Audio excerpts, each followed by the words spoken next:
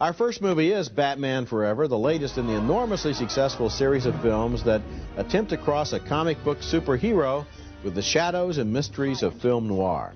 The new Batman is Val Kilmer, who finds he's very attractive to Dr. Chase Meridian, an abnormal psychologist played by Nicole Kidman. I read your work. Insightful. Naive, but insightful. I'm flattered. Not every girl makes a superhero's night table. Meanwhile, elsewhere in Gotham City, two villains lay their plans. Two-Face, a former DA gone wrong, is played by Tommy Lee Jones. And the Riddler is Jim Carrey, looking a lot like his character in The Mask here, as he explains his plans to drain the city's collective IQ straight into his own brain. You will help me steal production capital so I can put a box on every TV in town and become Gotham's cleverest carbon-based life form. And in return, is everybody paying attention? I will help you solve the greatest riddle of all, the mother of all riddles. Who is Batman? The original comic books were about Batman and Robin, but the first two movies had no Robin. This one does, an orphaned acrobat played by Chris O'Donnell, who's taken in by a well-meaning Bruce Wayne and soon discovers that his host has a secret life as Batman.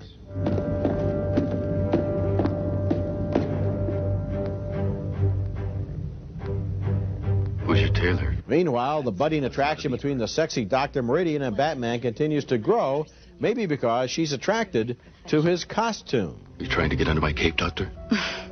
A girl can't live by psychoses alone. It's the car, right? Chicks love the car. Batman Forever is a great-looking movie, and it's entertaining, but somehow this series keeps on missing the boat.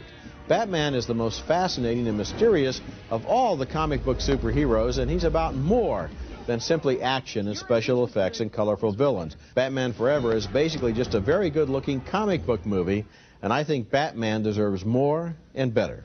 It's funny, I've been having a strange reaction to this picture. I liked it while I was watching it, and as soon as it was over, it didn't mean anything to me. And as the days have gone on, it's meant even less, if that's possible. I'm recommending the picture because I can't deny that while I was watching it, I thought the dialogue was very funny. I thought that Jim Carrey, sometimes he goes over the top, but that's Jim Carrey. And I thought also that Nicole Kidman those scenes were really appealing, and they do talk, they do hint at the fetishistic side, if you will, of Batman. There is a little bit of that going on there. So I'm sort of caught in the middle, but I liked it while I was watching it. The way that they juggle the 5 characters here is pretty impressive because they're all given enough screen time, except maybe Tommy Lee Jones. Yeah, one thing that happens is that maybe because Jim Carrey is so hot right now, the Riddler kind of takes over the picture and maybe even has as much screen time or almost as much as Batman himself. I cannot quite recommend this movie, and yet I do think it's better than the previous one, Batman Returns. It's kind of in that middle area, and as you observed, it doesn't really have any resonance. No. It's kind of like it's a 2-hour and whatever it is, 3-minute movie. A lot of good scenes and no substance. 2 hours and 5 minutes after it starts, you're thinking about something